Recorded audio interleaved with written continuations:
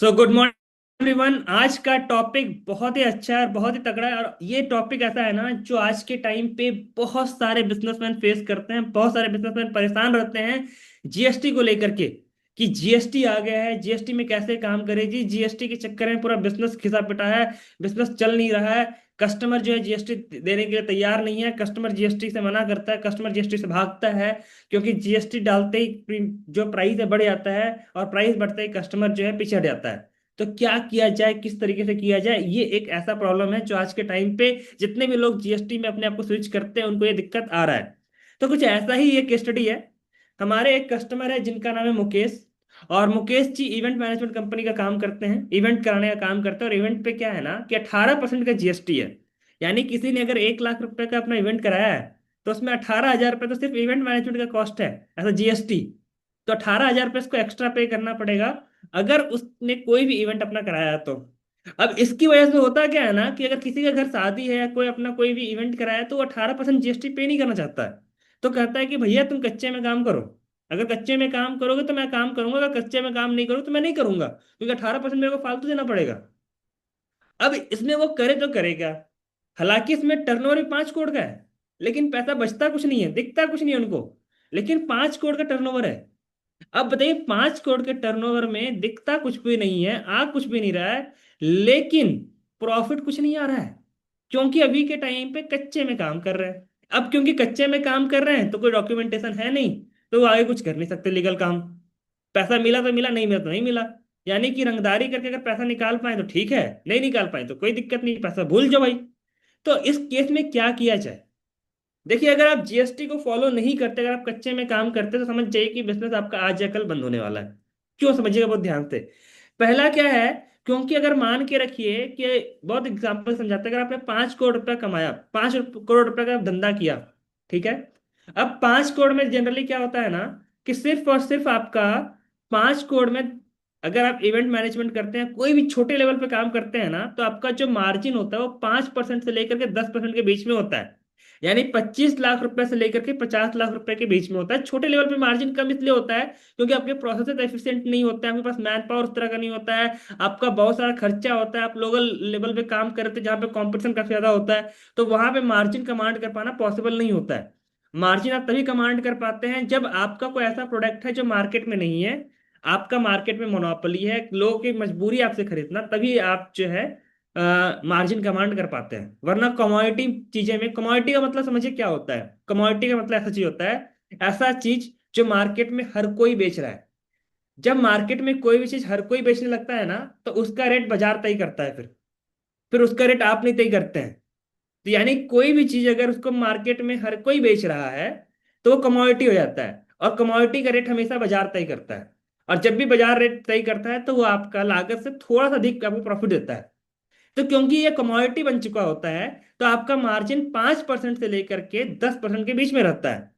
5% उसका रहता है जिसका प्रोसेस बहुत अच्छे से नहीं बना, एफिशिएंट नहीं है। 10% उसका होता है जो बहुत इफिशिएंट तरीके से काम कर रहा है, सिस्टम के थ्रू काम कर रहा है, टेक्नोलॉजी के थ्रू काम कर रहा है, वो 10% बनाता है। जो बिना सिस्टम बिना टेक्नोलॉजी का काम करता है वो 5% बनाता है। यानी कि अगर वो 5 करोड़ का टर्नओवर कर रहा है तो 25 लाख रुपए उसका बन रहा है सिर्फ। बाकी पैसा खर्चा में लग जा रहा है, बाकी सारी चीजें मैन पावर में, सारी चीजों में लग जाता है उसका। अब क्योंकि 25 लाख रुपए उसके बचते हैं या 50 लाख रुपए उसके बचते हैं, लेकिन क्योंकि वो कच्चे में काम कर रहा है, तो यहाँ पे जनरली पेमेंट जो आउटस्टैंडिंग होता है। आउटस्टैंडिंग कहने का मतलब ये है कि आप अभी काम कर दो, मैं आपको पैसा धीरे धीरे करके देते जाऊंगा, ठीक है। अब क्योंकि पैसा धीरे धीरे करके मिल रहा है, तो अगर उसने 1 लाख का काम कराया है तो वो 20,000 रुपये आपको भी दे दिया है, 80,000 रुपये बाद में देगा, 20,000 रुपये अभी दिया, 20,000 रुपये काम होने के बाद दिया, 60,000 रुपये के लिए आपको लटका दिया है। यानी आपको वेट करा रहा है। इस 60,000 रुपये में से बहुत सारे पैसे बहुत सारे लोग को नहीं मिलते हैं। अब इसी की वजह से होता क्या है कि पैसा जो है, दिखता तो है कि 25 लाख रुपए का प्रॉफिट हो रहा है या 50 लाख रुपए का प्रॉफिट हो रहा है, लेकिन जो एक्चुअल प्रॉफिट होता है वो सिर्फ और सिर्फ 10 या 15 लाख होता है, क्योंकि 35 लाख रुपए जो मिलना था मार्केट से वो मिला ही नहीं। अब क्योंकि 35 लाख रुपया मार्केट में फंस गया, तो मैं समझाता हूं एग्जाम्पल के तौर पे। मान के रखो आपने 5 करोड़ का बिजनेस किया। कितने का बिजनेस किया? 5 करोड़ का। 5 करोड़ में से आपके पास पैसा जो आया सिर्फ और सिर्फ आया 4 करोड़ 50 लाख। कितने आया? 4 करोड़ 50 लाख। यानी आपने जो प्रॉफिट कमाया 4 करोड़ 50 लाख का 10%, यानी 45 लाख रुपए आपने प्रॉफिट कमाया। लेकिन 50 लाख रुपए तो मार्केट में फंस गया, यानी 50 लाख रुपए तो आया ही नहीं। यानी कि नेट जो आपका प्रॉफिट था वो -5 लाख था, यानी 5 लाख रुपए के नुकसान में थे आप। 5 लाख रुपए आपका नुकसान में चला गया। लेकिन यहीं पे अगर आपने 4,70,000, 4 लाख सॉरी 4 करोड़ 70 लाख का आपने कलेक्शन कर लिया 5 करोड़ में, तो आपके पास जो पैसा बचा वो बचा 45 लाख रुपए का प्रॉफिट। लेकिन 30 लाख रुपए तो मार्केट में फिर भी फंस गया, तो आप मात्र 17 लाख रुपए कमाए। तो इसमें अगर आप कलेक्शन कर लेते हो तभी प्रॉफिट कमा पाते हो, और अगर कलेक्शन नहीं कर पाते हो तो प्रॉफिट नहीं कमा पाते हो आप। सिंपल सी बात है। लेकिन क्योंकि आप कच्चे में काम कर रहे हो तो आपके लिए कलेक्शन करना बहुत मुश्किल होता है, क्योंकि सामने वालों को पता है कि नहीं दूंगा तो क्या कर लोगे। कच्चे में काम किए हो, कुछ तो कर सकते नहीं हो। अगर तुम दादागिरी है, अगर तुम्हारा डर है तो पैसा निकाल देगा, डर नहीं है तो नहीं निकालेगा, बस सिंपल सी बात है। तो इसकी वजह से आपका प्रॉफिट, अगर आप दादागिरी नहीं कर सकते हैं और अगर आप बिजनेस करते हैं और दादागिरी करेंगे तो लोग काम नहीं कराएंगे आपसे। आपको प्यार से बात करना पड़ेगा, तभी आपको काम मिलेगा, तभी आपको धंधा मिलेगा, तभी आपको बिजनेस मिलेगा, नहीं तो धंधा मिलेगा नहीं आपको। अब इसमें क्या होता है, इसी की वजह से आपके बिजनेस में आपको वर्किंग कैपिटल की बहुत दिक्कत आती है, क्योंकि पैसा आपका मार्केट में फंसा पड़ा है। ऐसा नहीं है कि पैसे नहीं है आपके पास, पैसे हैं आपके पास, लेकिन वर्किंग कैपिटल नहीं है आपके पास। क्योंकि पैसा तो मार्केट में फंसा पड़ा है, आपके पास 50 लाख रुपए मिलना है मार्केट से, लेकिन मार्केट नहीं दे पैसा। अब क्योंकि मार्केट आपको पैसा नहीं दे रहा है, तो 50 लाख रुपए जो मिलने थे वो मार्केट में फंसे पड़े। तो 50 लाख रुपया वो किसी काम के नहीं है। तो इसी की वजह से बिजनेस बंद हो जाता है लोगों का, क्योंकि वो इतने कर्जे में आ जाते हैं बिजनेस को चलाने के लिए, अपने एम्प्लॉय की सैलरी देने के लिए, अपने एम्प्लॉयज की बाकी रोजमर्रा की चीजों को करने के लिए, कि उनको बैंक से सीसी और ओडी लेना पड़ता है। सीसी और ओडी में वो हर महीने 1% ब्याज भर रहे होते हैं। यानी कि अगर उन्होंने 1 करोड़ रुपए का सीसी या ओडी ले रखा है, तो 1 लाख रुपए हर महीने ब्याज जा रहा है। जो मूल अमाउंट है, यानी 1 करोड़ रुपए प्रिंसिपल है, वो तो एज इट इज है ही, वो 1 करोड़ में पे करना है। 1 लाख रुपए ब्याज तब तक पे करना है जब तक कि 1 करोड़ रुपए जमा ना कर दें। और इसका कोई टाइम लिमिट नहीं होता है कि पर्सनल लोन की तरह चलो 6 साल का है, 6 साल के बाद तो उसमें प्रिंसिपल अमाउंट भी जा रहा है, इंटरेस्ट भी जा रहा है। ये सिर्फ इंटरेस्ट की बात कर रहा हूं मैं। तो इसी की वजह से कई सारे बिजनेसमैन की बिजनेस जो है इसमें फेल हो जाती है, डूब जाता है, बंद हो जाता है। तीसरा चीज, अब आपको गवर्नमेंट का भी डर है कि यार कहीं गवर्नमेंट चेक कर ले, और कहीं अगर सामने वालों को मैं यार तंग करूं तो जाकर के डायरेक्टली जो है वो गवर्नमेंट को बता देगा, और गवर्नमेंट को इन्फॉर्म करेगा तो गवर्नमेंट मेरी उल्टा मेरे पे एक्शन ले लेगी। यानी एक्शन लेना का काम मेरा था उस कस्टमर के पीछे, क्योंकि पैसा नहीं दे रहा है, लेकिन एक्शन वो ले लेगा आपके पीछे। क्यों? क्योंकि आपके पास जीएसटी नहीं है, आपने जीएसटी के थ्रू काम नहीं किया, तो जीएसटी को एक बार इन्फॉर्म करेगा, आप जो है आपका बिजनेस बंद हो जाएगा। यानी कि आप सही काम करके भी आप अपना पैसा नहीं मांग सकते हो। चौथी सबसे बड़ी चीज, आप बिजनेस को बड़ा नहीं कर पाएंगे। क्यों? क्योंकि बड़ा करने के लिए आपको सिस्टम प्रोसेस चाहिए होता है। अब क्योंकि यहाँ पे सिस्टम प्रोसेस बना नहीं सकते हैं, जैसे आप जीएसटी दिखाएंगे वैसे आपसे लोग काम ही नहीं करेंगे, वैसे आपका जो है सारा का सारा चीज खत्म हो जाएगा। तो आप जो है इसको बड़ा नहीं कर पाएंगे, क्योंकि वर्किंग कैपिटल फंसा रहेगा। आपको बड़ा करने के लिए जीएसटी इनवॉइस चाहिए, ताकि आप टाइमली से कलेक्शन कर पाए, ताकि आप उस पर एक्शन ले पाए सारा का सारा चीज। और सबसे बड़ा चीज, क्योंकि आप जीएसटी नहीं दे रहे हैं, तो आप जो है गवर्नमेंट के इंसेंटिव का, गवर्नमेंट के बेनिफिट का फायदा नहीं उठा सकते हैं, क्योंकि आप सीसी ओडी लिमिट भी नहीं ले पाएंगे। क्योंकि आप इसकी वजह से अपने आप को आईपीओ के लिए भी अप्लाई नहीं कर पाएंगे। जितने भी बिजनेस के अलग अलग बेनिफिट्स मिलते हैं गवर्नमेंट के, वो आपको नहीं मिल पाएगा। अब किया क्या जाए? देखिए बहुत सिंपल सा इसका आंसर है। अगर आप ऐसे सेक्टर में हैं जहां इवेंट मैनेजमेंट का काम करते हैं और आपको जीएसटी नहीं मिलता है, यानी कि आप ऐसे लोगों के साथ काम कर रहे हैं, बहुत ध्यान से सुनिएगा इस बात को, ये बहुत बहुत बड़ी बात कर रहा हूं मैं आपको। अगर आप इसको समझ गए तो बहुत इजीली आप जो है इसको टैकल कर सकते हैं और अपने बिजनेस को नेक्स्ट लेवल पे लेके जा सकते हैं। आपका बिजनेस बहुत तगड़ा बन सकता है।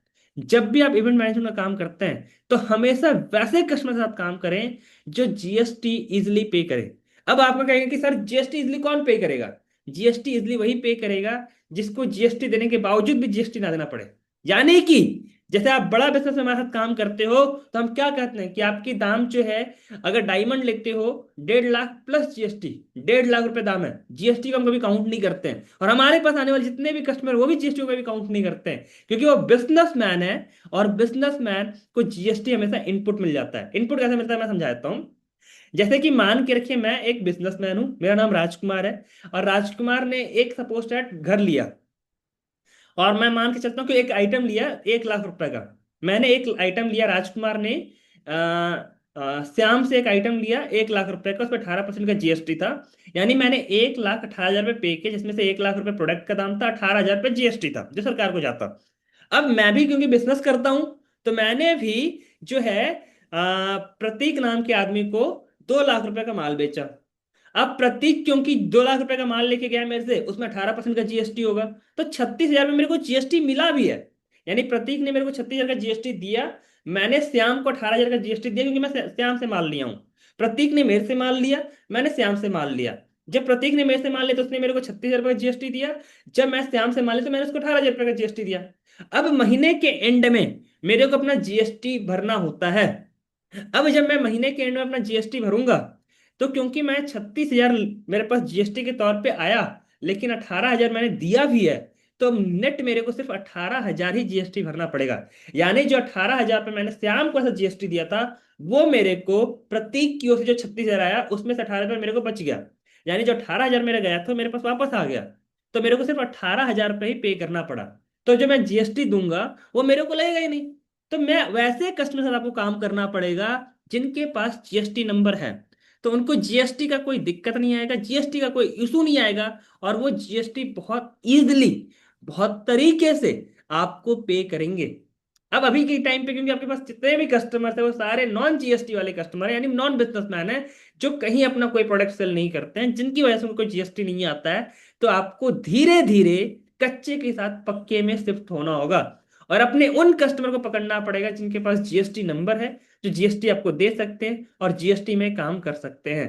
तभी आपका बिजनेस बढ़ेगा, वरना अपने बिजनेस को भूल जाइए, आपका बिजनेस बड़ा नहीं हो पाएगा, आपके बिजनेस ग्रोथ नहीं हो पाएगी, आप जहां पे हैं वहीं पे रह जाएंगे।